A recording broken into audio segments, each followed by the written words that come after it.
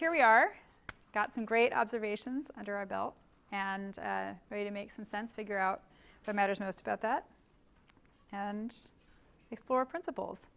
And the orange was about like sort of a dark orange, kind of getting the dirt down in the details, and now we're zooming out.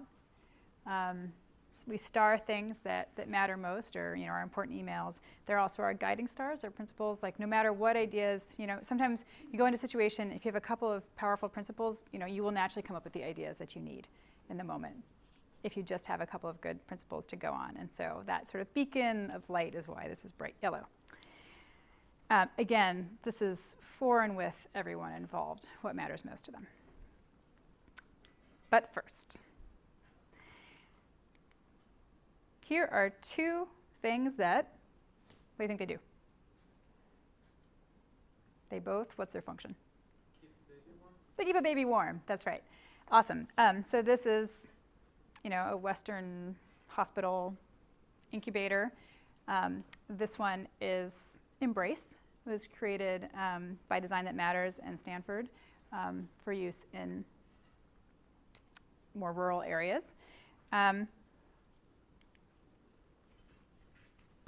Name the principles. What do you think are the guiding design principles for this one? Anything. The baby safe. Safety, keeping the baby safe, yep. Reliable. Reliable. Clean. Clean. Looks clean, is clean. Mm-hmm. Visibility. Visibility. Anything else? Secure, like it stays in one place. Secure, stays in one place, yeah.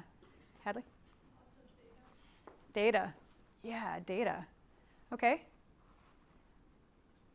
Design principles for the other one, for the Embrace. Inexpensive. Inexpensive. Compact. Compact. Portable. Portable. Lets you hold the baby close to you. Lets you hold the baby close to you, Hadley? I was going to say the same. Gets very slow. Anyone else? Emotional design principles. It's kind of cold and distant. Cold and distant or professional. Professional. Always suspending judgment. Soft. Soft, trying to be soft emotionally, yeah. Accessible. I don't actually need to do anything else. That is principles. It's the most, in some ways, the most important part of the design journey, because without them, you're not doing what matters most. And you got it. I'll say a few more words, but that's it. Those are design principles. So you may remember from Ben Linder here at Olin that we designed function, interaction, and character. Which would you say are the same? The principles were the same. Most the same, anyway.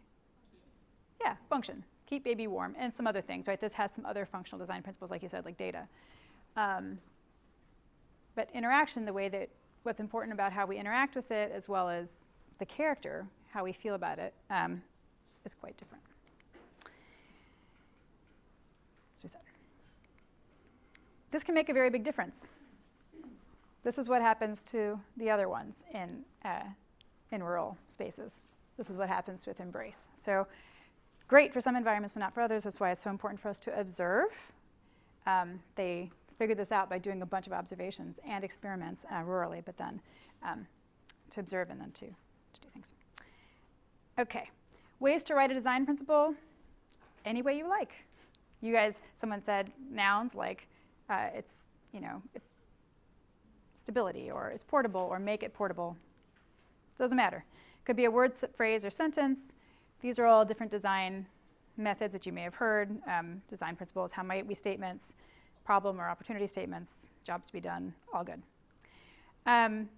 You could be a metaphor, like a metaphor for the Embrace might be,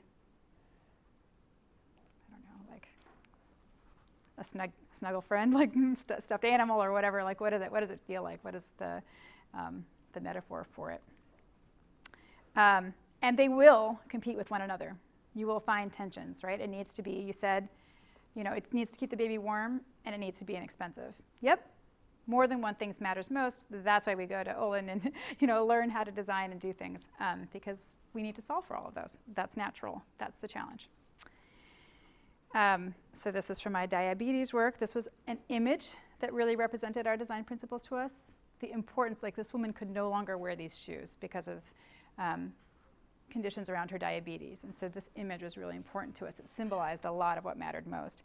And these were the design principles for that project. Normality, confidence, choice, system, support. We frame them with a verb, champion normality, build confidence, and so on.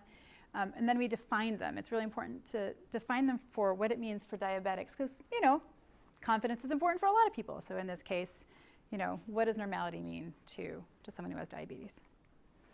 And then you can add a how might we in the front. That's a how might we statement, and it can generate lots of ideas. That's it. So we want to find competing things that matter. Those are our challenges. And again, the power of the question. What might matter less than you thought? Right? That was really important for the embrace. Maybe data doesn't matter. Boop! Right? That lets you help solve for those tensions. Then we can get it cheaper. And then in E4H, we are generating principles, of course, for our partner, including things that Katrin talks about, like meaning, mattering, and membership. Design principles for the design itself around function, interaction, and character, and designer principles. What matters most to you? You're going to spend the semester on this. That matters too, what matters most to you. So again, design methods get us using these tools here to explore principles. We're going to do this very quickly. Write and draw 2 competing principles for your partner. What matters most for them to do, feel, or be? Not ways to get there yet. So again, use your heart and gut. Don't overthink this. Just really quickly draw 2 competing principles. Do we need more paper? Yeah. Is it all out? No. Flip it over for now, and then we'll get some more paper. Can you grab some more? Oh, there's more. Someone's got it. The design. Yeah, about your community partner, about the person that you have, that you're designing for, your older adult. Someone that you've met. Oh, I guess now that I think about it, in this case, where this lecture falls, you haven't picked one yet. I'm going to say that again. So draw 2 competing partners, draw 2 competing principles for one of the partners, one that you have in mind, one of the community partners.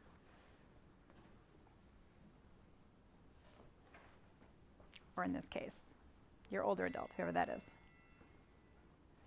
You just need one. What's one that someone has? 2 competing principles that they've managed to draw, whenever you have it. You haven't drawn it yet. Write and draw.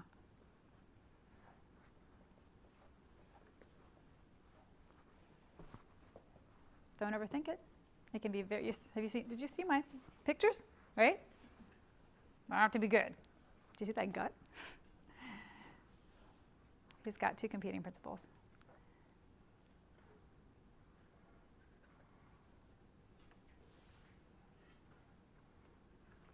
Awesome. Austin? So my 2 Want to hold him up? Yeah, my 2 competing principles for my partner are independence and security. So I'm trying to, like, I think that he both wants to be independent in how he lives his life, be able to be more independent, but also I'm concerned for his safety, and I think he's concerned for his own safety because he's vulnerable on his own because he can't hear everything. So you have a shield for the security and a person just standing away from the crowd. Mm-hmm. Love it. Awesome. Thank you. That's it. So to our projects, we'll be getting ready here for process review 1. And our process reviews are informal.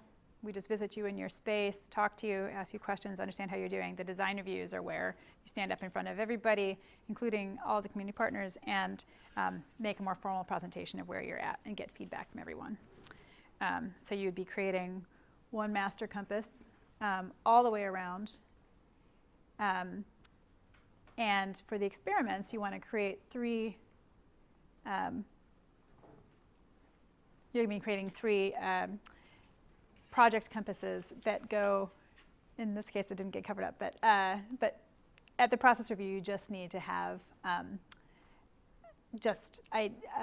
ideas for projects and have some observations and principles for each one of those. You don't need to have all the way through. But so at this point, where you're trying to choose what your project is, you would first of all do a whole compass about that person, and then as an experiment, go explore what 3 different projects could be for that person, because we want to think of more than one project before we just pick one in this class.